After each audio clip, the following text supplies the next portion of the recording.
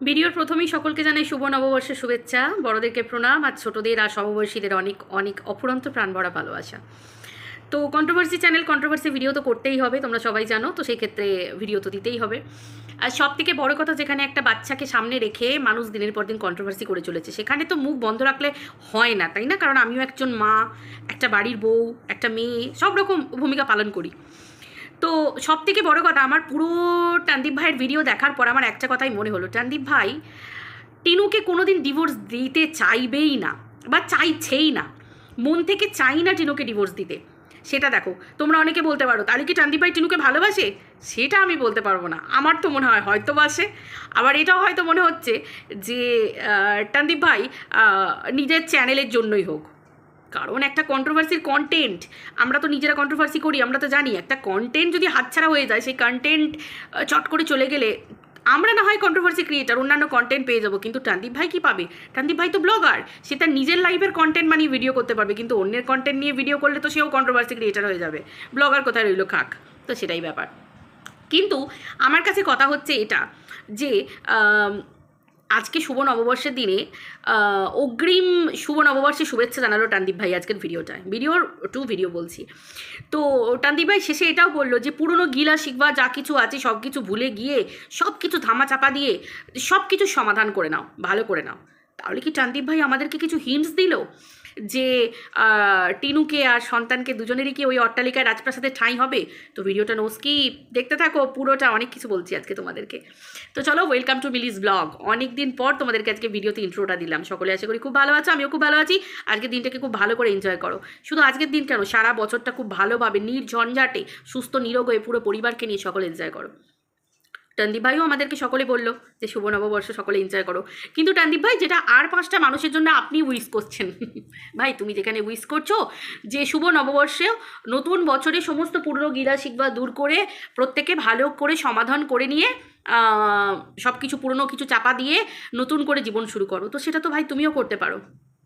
টিনু তো কোনো জায়গায় বলছে না যে তার সন্তান তার বাবাকে পাবে না, আমি তার বাবার কাছ থেকে কেড়ে নিয়ে আসবো, একটা ভিডিওতেও তো বলেনি।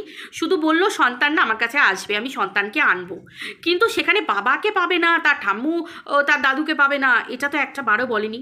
দেখো, আমরাও জানি যে বা যারা বারবার বলছে হিংস্র হয়ে যে টিনুর মতো মা রাক্ষসী ডাইনি, ওই মা নোংরা, ওই মা কলঙ্কিনী, আমি একবারও বলবো না যে টিনু হিড়হিড় করে টানদীপ ভাইয়ের কাছ থেকে তার সন্তানকে কেড়ে নিয়ে চলে আসুক, না।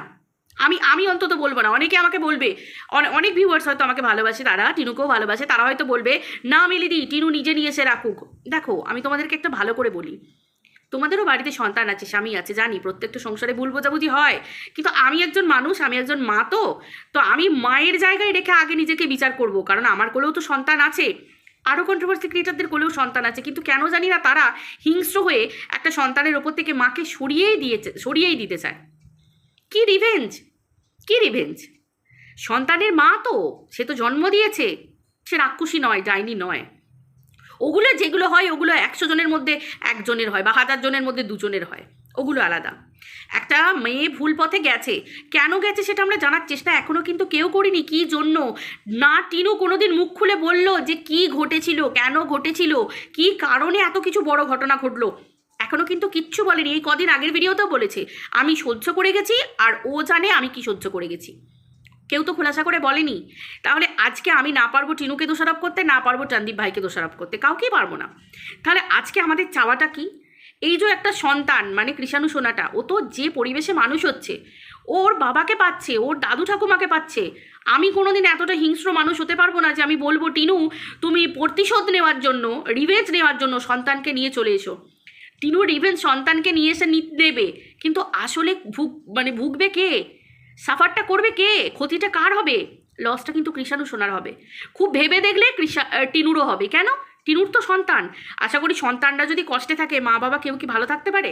এই যে রিভেঞ্জ খেলা চলছে, না টানদীপ টিনুকে এনো না, ওরকম রাক্ষসী মায়ের হাতে সন্তানকে দিও না।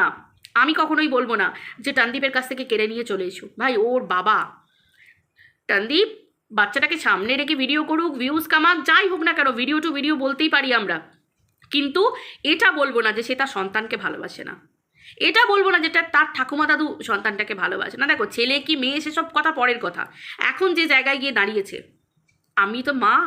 আর একটু ভেবে দেখো তোমরা প্রত্যেকে, একটা সন্তান বাবা মা দুজনকে পাবে, শুধু তাই নয়, ঠাকুমা দাদু দিদা দাদু প্রত্যেকটা মানুষের ভালোবাসা পাবে। একটা বাচ্চার কি সেটুকু অধিকার নেই?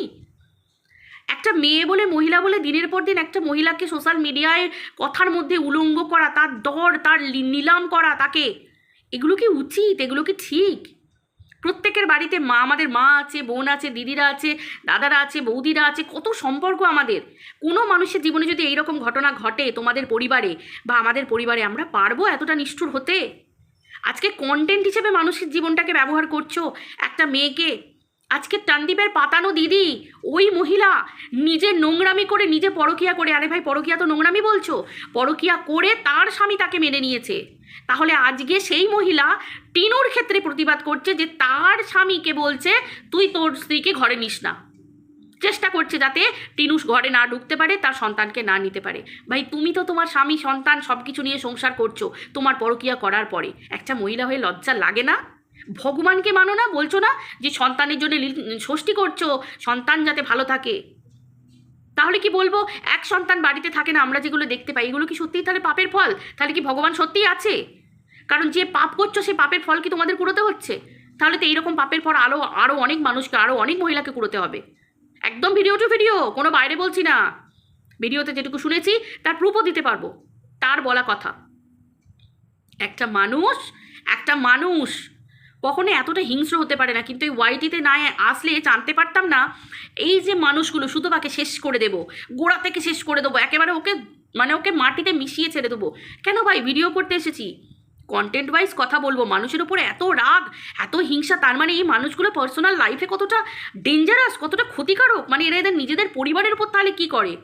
প্রত্যেকটা সম্পর্ককে কী করে তারা গুছিয়ে রাখে? অথচ পরের বাড়ির সংসারকে ভেঙে চুরমার করে দিতে চায়, একটা মানুষকে শেষ করে দিতে চায়, ধ্বংস করে দিতে চায়। আজকে ওয়াইটিতে না এলে এরকম নোংরা মেন্টালিটির মানুষগুলোকে চিনতে পারতাম না। ভাই এইরকম মানুষগুলো সাপের সঙ্গে বাস করো, কিন্তু এরকম মানুষের সঙ্গে বাস করো না। আমি অন্তত বলবো ভয়ানক মানুষেরা, তাই না? মানুষের জীবন নিয়ে ভাই খেলা করছে দিনের পর দিন, দিয়ে রেভিনিউ কামাচ্ছে, কি না ওয়াইটিতে ইনকাম করছে, ক্রিয়েটিভিটি দেখাচ্ছে। এটাকে ক্রিয়েটিভিটি বলে? একটা সন্তান মা বাবার কোল, মায়ের কোল বাবার বুক, এই দুটো হচ্ছে একটা সন্তানের জন্য কতটা ইম্পর্টেন্ট। আজকে টানদীপ ভাইয়ের উপর আমার রাগ আছে যে একটা টানদীপ ভাই হচ্ছে স্বামী। যতই হোক স্বামীদের সম্পর্ক আমরা এটুকু জানি যে বেশিরভাগ ক্ষেত্রে স্বামীরা বয়সে বড় হয়। টিনু তো বয়সটা অনেকটা ছোট, টানদীপ ভাই পারতো না এই ব্যাপারটা ভিতরে মিটিয়ে নিতে? দিনের পর দিন টানদীপ ভাইকে উস্কে তোমার বউকে তুমি নিলাম করো, বিক্রি করো, আমরাও আছি, আমরা উল্টে পাল্টে ভেজে ওকে উলঙ্গ করে ওকে আমরা ইনকাম করব, চলো আমরা পাশে আছি। আর টানদীপ ভাইও একটা পুরুষ মানুষ হয়ে টানদীপ ভাই নিজেকে বলে গ্রামের সরল ছেলে। এই যদি গ্রামের সরলতার পরিচয় হয় ভাই, গ্রামের মানুষের সঙ্গে, ছেলের সঙ্গে মেয়েদের বিয়ে দিতে শহরের মা বাবারাও 10 বার ভাববে, ভয় পাবে যে গ্রামের সরলতার এরকম মানে যে একটা স্বামী স্ত্রীর সম্পর্ককে হাটে বাজারে নিলাম করা হচ্ছে সোশ্যাল মিডিয়ায়, এবং আরও 5 জনকে ডেকে তাদের চ্যানেলকে প্রমোট করা হচ্ছে, বাড়িতে লোককে আসতে বলা হচ্ছে ক্যামেরা নিয়ে, আমি আমার স্ত্রীকে বিক্রি করব। বড়রা গুরুজনরা পর্যন্ত তাদের পরিবারকে বিক্রি করছে। এগুলো তো খুব খারাপ জিনিস। তো এগুলোর ক্ষেত্রে কোনো প্রতিবাদ নেই, মানুষের হিংস্রতার ব্যাপার আছে। কিন্তু তাই বলে এই নয় যে এই মানুষগুলো পরকীয়াকে সাপোর্ট করে না।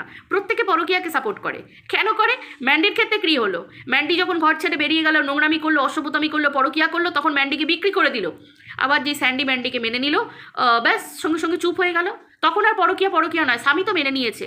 তার মানে একটা মেয়ের জীবন মরণ, বাঁচা চলাফেরা কিছুই না, স্বামী যদি মেনে নেয় তাহলে একটা মেয়ের পরকীয়া বৈধ।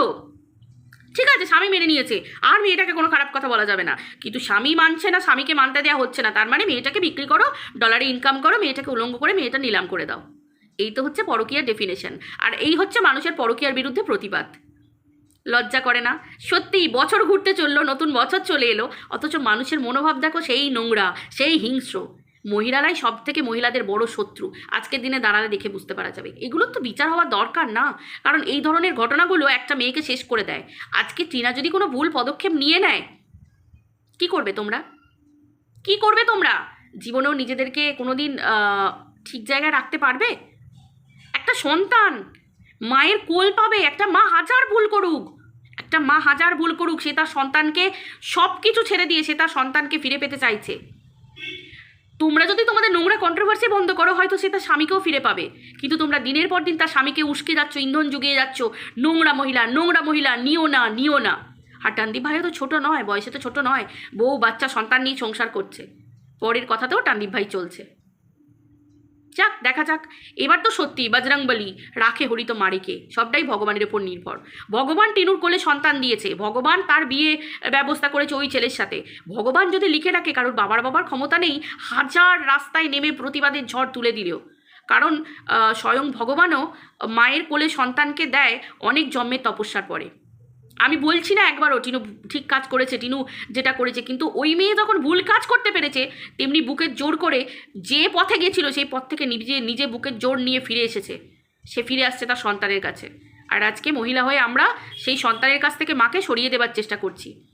আমার প্রতিবাদে কিন্তু একটা জায়গাতেও নেই যে শুধুমাত্র টিনা তার সন্তানকে নিয়ে চলে আসুক, বা টিনাও কিন্তু একটা বাড়ির জন্যও বলেনি যে তার বাবাকে সন্তান পাবে না, তার ঠাকুমা দাদুকে সন্তান পাবে না, ওই বাড়িতে সন্তান যাবে না, কোনো জায়গায় কিন্তু টিনু একটা বাড়ির জন্যও বলেনি।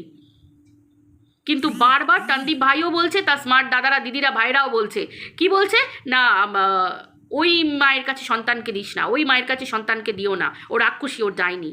কি করে বলতে পারছে? টানদীপ ভাইয়ের কোনো প্রতিবাদ নেই, তার উপর কোনো প্রতিবাদ নেই। কিন্তু টিনু তো একটা বারের জন্য টানদীপ ভাইকে ছোট করেনি যে না আমি ওই আমার হাজব্যান্ডের কাছে আমি দেবো না আমার সন্তান, ও যাবে না ওর বাবার কাছে, একটা বারও বলেনি। কারণ মা বাবার কাছে সন্তান থাকুক, তার আরও যে সম্পর্ক দাদু দিদা প্রত্যেকের কাছে থাকুক, দাদু ঠাকুমা প্রত্যেকটা মানুষ পাক, আমি অন্তত এইটুকুই চাইবো। শেষ মুহূর্ত পর্যন্ত আমার চাওয়া এইটুকুই থাকবে যে সব কিছু ভুলে গিয়ে তার মাঝে যে বা যারা এদের জীবনটাকে নষ্ট করছে, ধ্বংস করছে, টিনুকে দিনের পর দিন এবং দায়িত্ব নিয়ে গিয়ে মন বিষাচ্ছে টানদীপ ভাইয়ের, এবং এই টিনুকে ঘরে ফিরতে না দেওয়ার জন্য ব্যবস্থা করছে, সেই মানুষগুলো চরম শাস্তি হোক। আমার দাবি এটা থাকবে, আমার দাবি। তার জন্য যদি আমাকেও কত দূর যেতে হয়, সেটা আমরাও অবশ্যই টিনুর পাশে থেকে যাব, তাই না? প্রত্যেকটা মানুষ যাবে, কারণ কারোর সংসার ভাঙতে আমরা আসিনি। কোনো মানুষের খারাপ ভালো করতে না পারো, কোনো মানুষের খারাপ করো না, কথাতেই আছে। চলো, অনেক বকে ফেললাম, সবাই খুব ভালো থেকো, টাটা। আর সবার একটু ভালো চাইতে শেখো, বছর ঘুরে গেল তো ভালো চাইতে শেখো, না হলে পাপের বোঝা এত বেড়ে যাচ্ছে না। এই ওয়াইটিতে ভিডিও দেখতে গিয়ে দেখছি, একটা সময় না নিজের পরিবারের লোক কি ধরে রাখতে পারবে না গো। মাথার উপরে ভগবান আছে, ভগবান একবার যদি নিঃশব্দে হাতুড়ির বারটা মারে না, ধরে রাখতে পারবে না। চোখের জল পেছনে মুছতে হবে, অঝরে জল পড়বে চোখ থেকে। আজকের দিনে বলছি, ধরে রাখতে পারবে না। যে মরণ খেলায় নেমেছো না দুটো টাকা রোজগার করতে গিয়ে, নিজেরা ধ্বংস হয়ে যাবে, তখন কুল পাবে না, কেঁদে কুল পাবে না। আইনি কথা নয়, ভগবানের কথা বলছি। আইনের কথা বাদ দাও, আইনের কাজ আইন করবে, আইনের যদিও আইনের চোখেও কিছু ফাঁক থেকে যায়, সেটা ভগবানের চোখে তো ফাঁক পাবে না। খুব সাবধান। আবারও বলছি, আজকের দিনে বসে বলছি, তবুও চাইবো সকলের ভালো হোক, ঠিক সময় থাকতে মানুষের একটু সুমতি হোক, সুবুদ্ধি হোক। সকলে ভালো থেকো, টাটা, বাই।